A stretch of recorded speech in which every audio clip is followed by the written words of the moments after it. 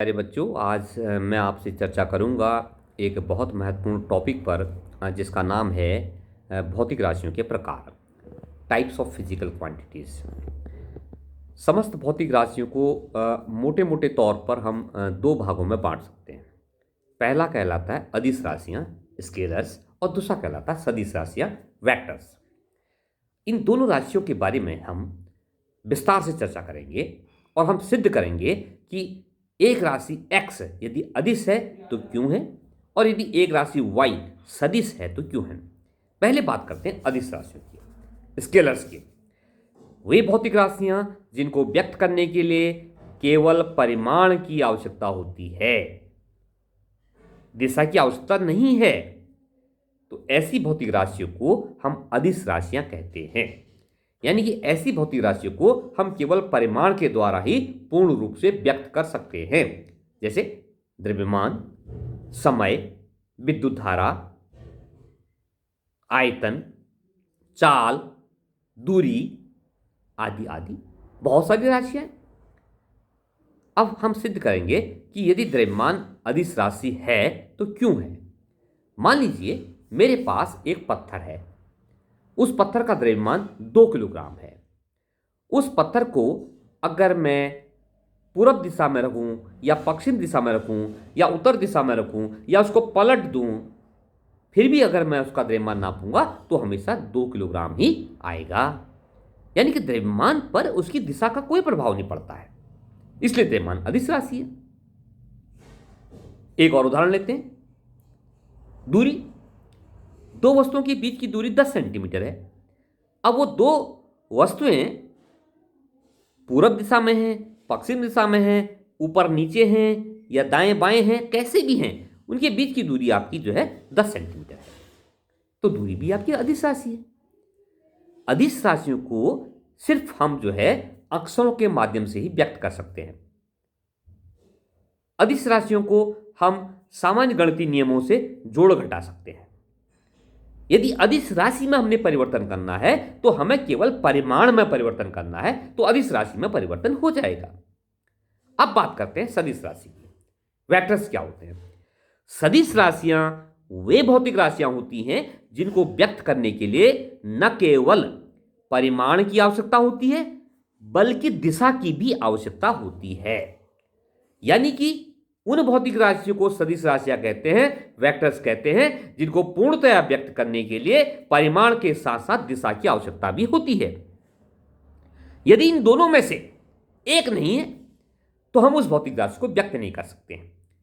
उदाहरण के लिए बल, संवेग, वेग, त्वरण इत्यादि, ये समस्त भौतिक राशियां सदिश राशियां हैं। अब बात करते हैं कि बल यदि सदिश राशि है तो कैसे है।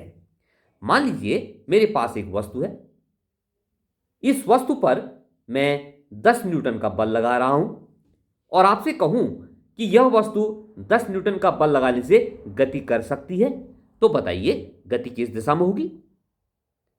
हम इस बारे में कुछ नहीं कह सकते हैं।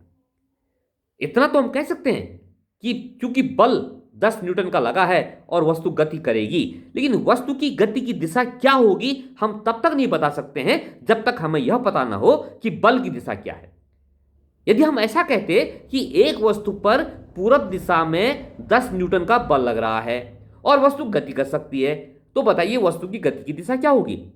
निश्चित रूप से कहा जा सकता है कि वस्तु की गति की दिशा पूरब दिशा होगी। इसका मतलब हुआ बल एक सदिश राशि है।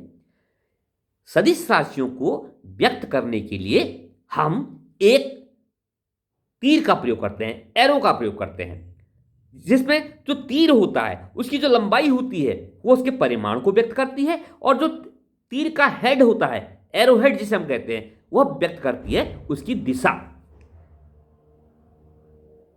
तीर की लंबाई जितनी ज्यादा होगी परिमाण उतना ज्यादा होगा, तीर की लंबाई जितनी कम होगी परिमाण उतना कम होगा। सदिश राशियों को हम आपस में साधारण गणित के नियमों के द्वारा नहीं जोड़ सकते हैं। और सदिश राशियों में एक खास बात और है, यदि हमें किसी सदिश राशि में परिवर्तन करना है तो हमारे पास 3 तरीके हैं। या तो हम उस सदिश राशि के परिमाण में परिवर्तन कर दें, या फिर हम उसकी गति की दिशा बदल दें या उसकी दिशा बदल दें।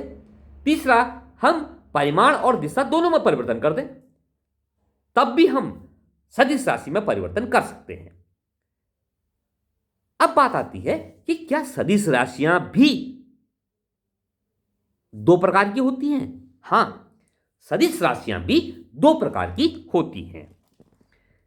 भौतिक राशियां तो दो प्रकार की होती हैं, अदिश और सदिश, लेकिन सदिश राशियां भी दो प्रकार की होती है। पहले प्रकार की सदिश राशियों को हम कहते हैं ध्रुवीय सदिश। क्या कहते हैं? ध्रुवीय सदिश, यानी कि पोलर वेक्टर्स। और दूसरे प्रकार की सदिश राशियों को हम कहते हैं अक्षीय सदिश, यानी कि एक्सियल वेक्टर्स। अब मैं आपको समझाने का प्रयास करूंगा कि ध्रुवीय सदिश क्या होते हैं और अक्षीय सदिश क्या होते हैं। जैसे एक टेबल में एक पिंड रखा है, उस पिंड में मैं पूरब दिशा में बल लगा रहा हूं, तो वस्तु जो है, वो जो पिंड है, वो पूरब दिशा में गति करने लगेगा। यानी कि उस बल की दिशा पूरब दिशा होगी। इसका मतलब हुआ कि ऐसे सदिश जिनमें जो सदिश की दिशा होती है वह गति की दिशा ही होती है, ऐसे सदिश को हम कहते हैं ध्रुवीय सदिश। लेकिन जब सदिश की दिशा गति की दिशा के लंबवत होती है, यानी कि गति की दिशा में नहीं है सदिश की दिशा, बल्कि गति की दिशा के लंबवत यदि सदिश की दिशा होती है, तो ऐसे सदिश को हम अक्षीय सदिश कहते हैं। उदाहरण के लिए, एक कोई चकती है, डिस्क है, उसको हम जो है एंटी क्लॉकवाइज घुमा रहे हैं, मान लीजिए एक अक्ष के परिधि घूम रही है, एंटी क्लॉकवाइज घूम रही है, तो उसका जो कोणीय वेग होगा, एंगुलर वेलोसिटी होगी, उसकी दिशा अक्ष की ओर होगी। कोणीय वेग एक सदिश राशि है। चकती की गति की दिशा कैसी है? हॉरिजॉन्टल। और कोणीय वेग की दिशा क्या है? वर्टिकल, अक्ष के अनुदिश। एक और उदाहरण लेते हैं। एक वस्तु वृत्ताकार गति कर रही है। वृत्ताकार गति करते समय उसकी दिशा क्षण क्षण बदल रही है, पल पल बदल रही है।